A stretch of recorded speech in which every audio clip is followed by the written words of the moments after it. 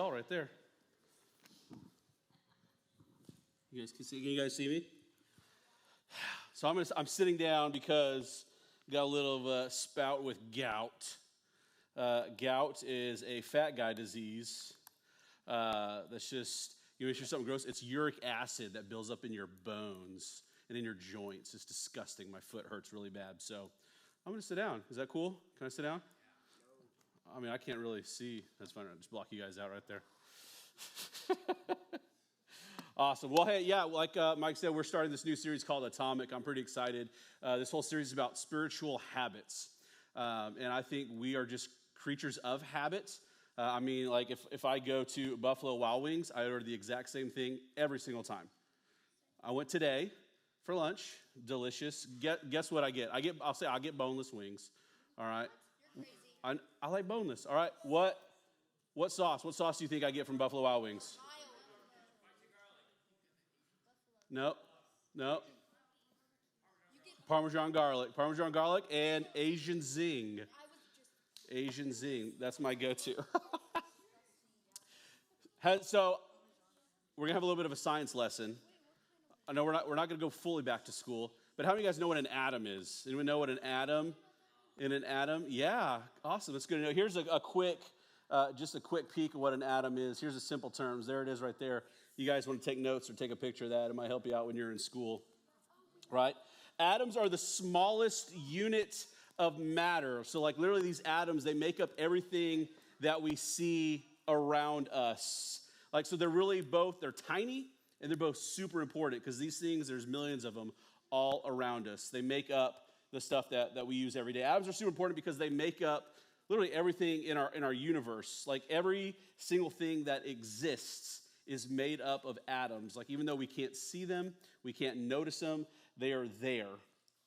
Kind of like atoms, like your life is made up of a lot of things that you see or that you notice, like your habits. Like you don't always know what's happening, but probably you have a lot of habit like of breathing. You don't really think about breathing, do you? Except now you're thinking about breathing. And you're like, am I breathing enough? Am I doing it right? Like we don't think about breathing. Our body just naturally just regulates the air going into our bodies, right? We have this habit of getting hungry every few hours, right? Or every few minutes, right? We have this habit of checking your phone as soon as you wake up. Who does that? First thing, boo. I do it too, but we have that habit.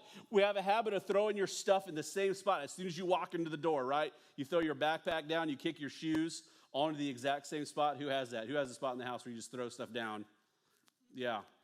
I have my spot, and my daughter had the audacity to throw her backpack in my spot the other day. I was like, excuse you? My spot. And I made her take her backpack to her room. It was awesome. What about sitting in the same seat that you normally do? Any same seatsies? Like when you come in here on Sunday nights or like Sunday mornings, you guys sit, like your families, you sit in the same seats every Sunday? Every Sunday. And if someone's in that seat, like, get out. It's mine. Like, my name is literally under that seat over there. Sit there. Just kidding, it's not. But even, how many of you guys hum when you think? Like, if you're like, you guys have a habit of humming? No, is that one just me? I sound like a weirdo? Great, awesome.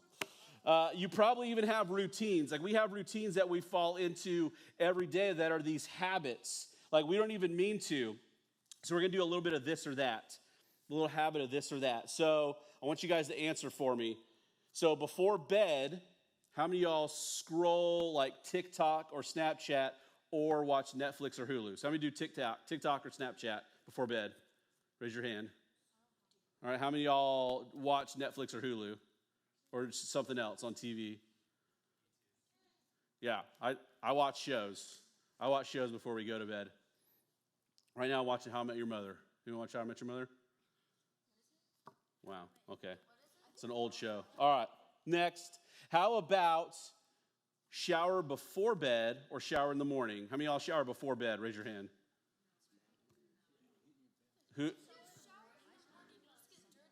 So who showers in the morning? Right when you wake up? Shower in the morning.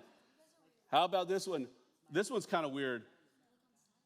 You put deodorant on before you get dressed, or you get dressed, then put deodorant on. So who puts deodorant on first?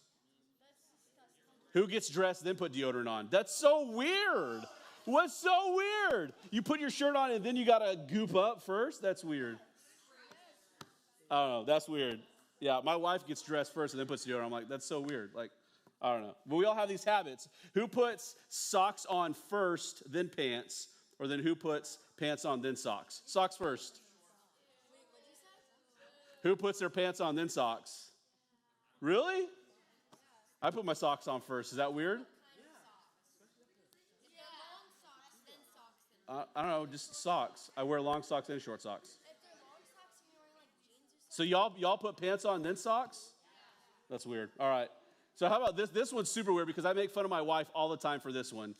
So when y'all take medicine, like if you have medication you take or like ibuprofen or something, how many of y'all put the meds in your mouth first and then your drink? Or who puts the drink in first, then the meds? Who puts the drink in first, then meds? That's so weird. That's so weird. Why? So who puts the meds in first and then drinks? Yeah, like normal human beings. That's so weird. My wife does it all the time. When she takes her meds, she'll take a gulp of water and then throw her medicine in. I'm like, and I try to make her laugh, so half the time she just spits everything out. It's awesome. But it's gross. All right, so that was a little bit of this or that. This or that. So we have these habits that we don't really think about. So all these are built into our daily routines. Like some of those habits are helpful. Some of them can be helpful. They start our day off right. Some are harmful. Maybe we have some destructive habits. Maybe we have some habits that might be neutral. They're not necessarily bad. They're not necessarily good. Sometimes we don't even realize that we have these certain habits until they cause trouble. Like, have you ever noticed a habit you didn't realize you had? How many of y'all bite your nails?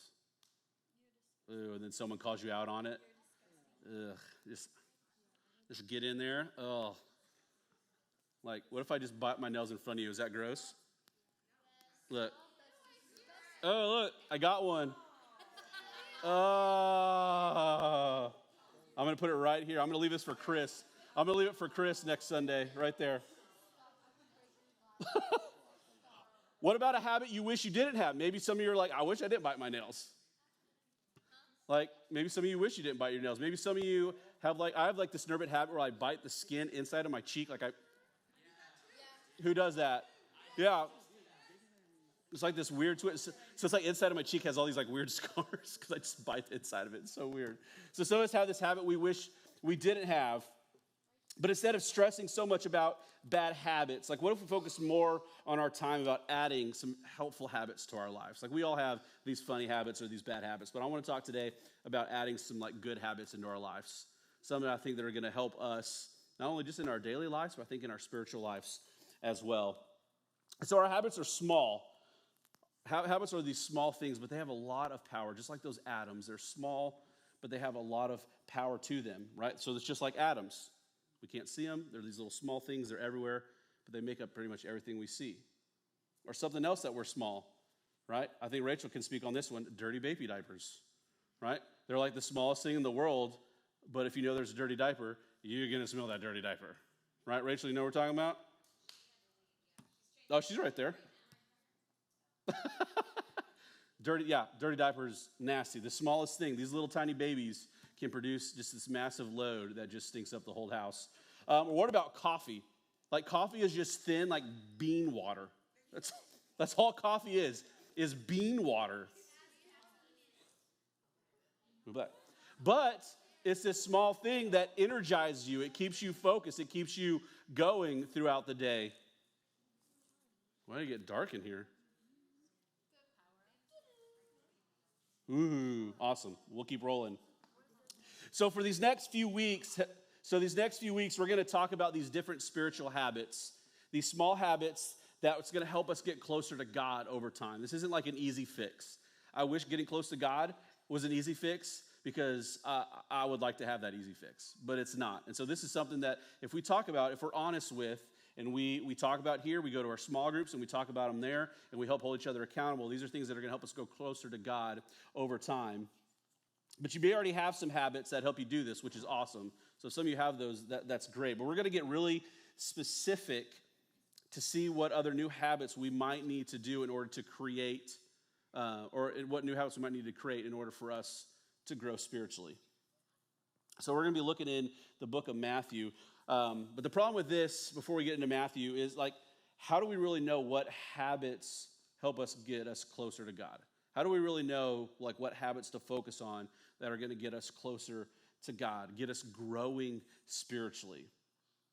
And to help us answer those questions, we're going to share this story in the book of Matthew. That's written by a man named, who wrote the book of Matthew? Matthew, you guys are so smart. All right, Matthew wrote Matthew. This guy was actually one of Jesus' followers. Not only was Matthew one of Jesus' followers, but Matthew was actually a historian. He wanted people for generations to remember what God had done. And so he wrote out all the details about his experiences with Jesus. So it's pretty rad. So Jesus had a habit of climbing mountains in order to spend time with God. Jesus knew like sometimes like you just got to get away. I'm going to climb this mountain. I'm going to go be with my heavenly Father. So he had a habit of doing that. And over and throughout the Bible, you see mentions of Jesus heading out on like these solo hikes to pray in solitude. But this time he actually invited a few friends. And then something really awesome, but a little strange happened. So check this out. Matthew 17, 1 through 8. After 6 days, Jesus took with him Peter, James, and John, the brother of James, and led them up a high mountain by themselves. There he was transfigured before them. His face shone like the sun, and his clothes became as white as the light. Just then there appeared before them Moses and Elijah talking with Jesus. Okay, first of all, just imagine if like you're Peter, you're like, who are these guys? Like, where do these guys come from? Like Jesus might, I don't know, like did he see them? Like was Jesus just talking to himself? Like, Jesus, who you talking to, bro? But I think that would just be a weird sight. So Jesus is there talking with Moses and Elijah. Peter said to Jesus, Lord, is it good for us to be here? Like, Jesus, are you sure we should be here? If you wish, I will put up 3 shelters, one for you, one for Moses, and one for Elijah. Pretty much saying, like, I don't think we're worthy to be here. Like, these are some really, like, brave religious dudes that we have only read about. Like, I don't think we should be here. We're not good enough to be here. While he was still speaking, a bright cloud covered them, and a voice from the cloud said, This is my son whom I love. With him I am well pleased. Listen to him.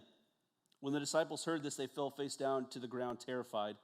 But Jesus came and touched them. Get up, he said, don't be afraid. When they looked up, they saw no one except Jesus. Okay, so if we're reading this, we're like, okay, literally what just happened? I don't know what happened. Then you know how we kind of know how Peter and the other disciples felt, right? This might be kind of a confusing situation. Imagine if you were there and that happened, you might have freaked out a little bit. So they were just as confused as we are right now. They thought they knew everything about Jesus. They're like, we've spent a lot of time with Jesus. We know his habits. We know what he does. We know how he talks. And then this transfigured thing happens. But here's what happened. Jesus' transformation on that mountaintop is a super important part of the story of Jesus. Because many religious leaders had this expectation of who Jesus was or who he was going to be. Some believed he was the Son of God. Some didn't believe. Even his followers struggled to believe who he was at times. Peter was one of those like closest disciples of Jesus, but he still questioned like if Jesus really was God. He had his questions. He has his doubts, which I think like sometimes we might have too.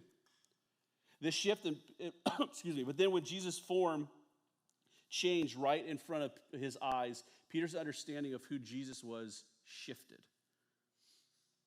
So Peter's mindset shifted.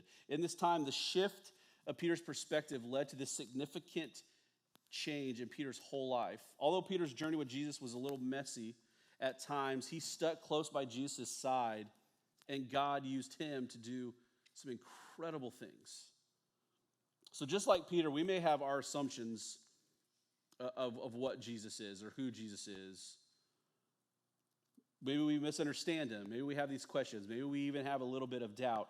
Maybe you think like, okay, well, Jesus was just this good teacher, but nothing more. Maybe Jesus is just a crutch to lean on. All right, when life gets tough, I'm going to go ahead and say my prayers. I'm going to go ahead and choose to believe who Jesus says he is, because my life is super messy and I need someone right now. Maybe Jesus won't love or accept you until you get your life together. Maybe some of you feel that way. Maybe Jesus is a good option, but not the only way to know God. Until we make it a habit to spend time with Jesus ourselves, like, we won't have a chance to see how amazing it truly is, how amazing he is, or how our misunderstandings about him can be transformed. As we spend time with God, we're able to see more clearly who Jesus really is and how he can change our lives, just like Peter had the chance to do on that mountaintop. Paul's another example of an early follower of Jesus. He wrote a letter to the church, the city of Corinth. In it, he described how Jesus followers can, in fact, experience the glory of God. So we look at 2 Corinthians here, 3. Kind of finish up 3 into 4 here a little bit. 3:18 says this, "And we all know who with unveiled faces contemplated the Lord's glory are being transformed into his image with ever increasing glory, which comes from the Lord who is the Spirit. Therefore, since through God's mercy we have this ministry, we do not lose heart. Rather, we have renounced secret and shameful ways. We do not use deception, nor do we distort the word of God. On the contrary, by setting forth the truth plainly, we commend ourselves to everyone's conscience in the sight of God." So it's not just Jesus who transformed on that mountaintop. It's us who can be transformed. It's us who can be transformed to be more like Jesus, to act, to love, to accept more like Jesus. And that happens by this power of God over time. God's presence, God's Spirit, our commitment to change our habits, to change our ways. When we make it a habit to spend time with God and turn away from things that displease God, we discover God's transforming power. We better understand how great God really is. We experience God for ourselves, and we are changed from the inside out. For as long as you live, you will continue to build habits. All the way up into your adult years, you will continue to build habits. But the habit of spending time with God regularly is one habit that can transform your life in such a significant way. When we spend time with God, we become more like Jesus. When we spend time with God, we become more like Jesus. We are transformed to reflect more of God's nature, his character. And so as we build these habits that shape who we are, let's make it a habit to spend more time with God. But like we said before, spending time with God can be a habit that seems strange or hard or difficult. Like, it's hard to build in those new habits into a routine. You know, it's not like Peter spending time with his friend Jesus. Like, it's us trying to spend time with our invisible creator, which can be super weird at times. Spending time with God might be easier if we kind of break things down into three words. There's learn, there's pray, there's worship. Learn. Thanks to the Bible, books about faith, or teaching like this message right now or on Sunday mornings, we can spend time by learning more about who God is and what God says. You're here. That's awesome. Continue to make that a habit. Make it a habit to make church a priority in your life. Come, learn, grow, be poured into, study the word, participate in small groups. Juniors and seniors, come to our Bible study on Thursday nights where we dive deeper into the Bible. Do some Bible reading plans. If you guys are readers, Like ask some of your leaders, ask me. Like we have a great list of some books that could help build some really good habits in your life spiritually. We have to be learners. We have to continue to learn. The second thing is we got to pray. We spend time with God every time we talk to God. So anytime we talk to God, we're spending time with him. That's all prayer is. Like prayer is not some super complicated thing. Like I love Sunday morning, like our middle schoolers on Sunday morning. I love it. It's like when we wrap up, I'm like, all right, who wants to pray for us? Everyone's like, it gets so awkward. I love it. It's like, there's like this stigma about prayer. Oh, maybe it's just talking out loud, but like prayer is just talking with God. It's like when you're just talking with a buddy. Spend time in prayer, talking to God. Tell him how you feel, what you're experiencing, what you're going through.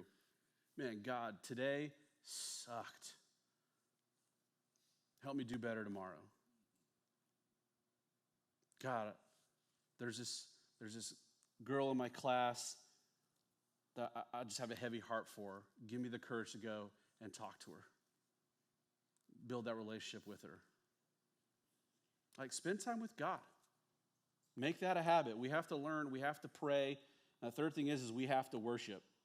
We spend time with God when we worship on our own or with other Jesus followers. I know on Fusion is when the time we generally do like worship with music. Or Sunday mornings, you come here for the adult worship. And that's a great way to worship. You come here, we sing, we lift our voices. That's one way to worship God. But it's also in your actions.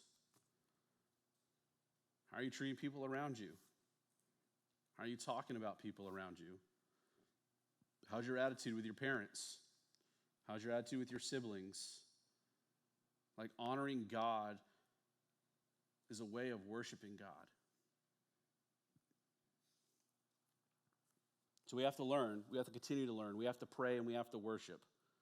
All these ideas can be habits. All these things can easily become habits. So now let's look at how we can stack these habits. Habit stacking may sound like a weird game or something, but it's actually a strategy for developing really good habits in our lives. It was actually popularized by this guy named James Clear. James Clear made this popular. Habit stacking is real easy and it's super effective. All we need to do is follow a simple formula. So check out this slide. I think I got it on here. This is how we can stack.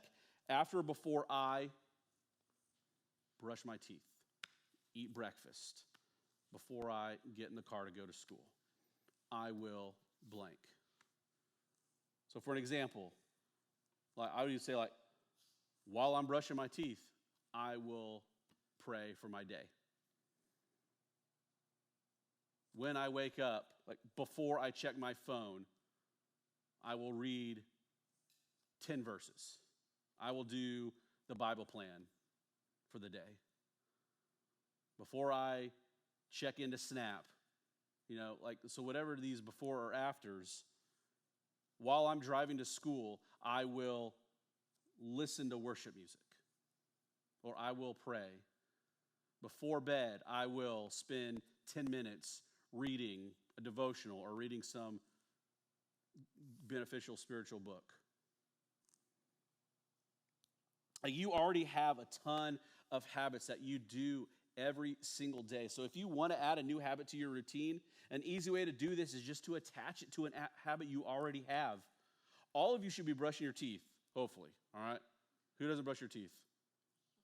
All right. I know some of you don't put deodorant on, middle school boys, all right?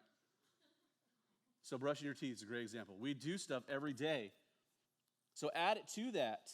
Add it to the routine. So choose a habit you want to develop and then try to attach it to a habit you already have. So again, like after I eat dinner, I will write in a prayer journal. After I see a Bible app notification, I will read the passage that pops up. I'll admit that. I get those all the time. Like the message app sends you like the verse of the day. It'll ding and I just go, I ignore it. Like, my bad. I'll take time to actually read that verse and dwell on it and think about it. Before I get out of bed, I'll read the Bible for 2 minutes. After I think about someone, maybe I'll pray for them. Before I walk outside, I'll thank God for his creation. If you're first, think of like Legos, like when you build Legos, right? You stack blocks. So that's really all this is. If you think about that first block you start with, like brushing your teeth, and then you build onto that, it's your second block, is your new spiritual habit. What do you think transformation could really look like for you? If you take this seriously, what do you think actual transformation could look like for you? What are some ways your life could change if you spent more time with God? Have you guys thought about that? Like what your life could like really look like if you spent more time with God? I can tell you, my days look a lot better. If on Saturday and Sunday roll around and I did a horrible job of like worshiping and spending time with God that week, I could tell you I'm a jerk on the weekends. I feel it. Or I feel sad, or I feel depressed, like something is not in sync. So imagine what that looks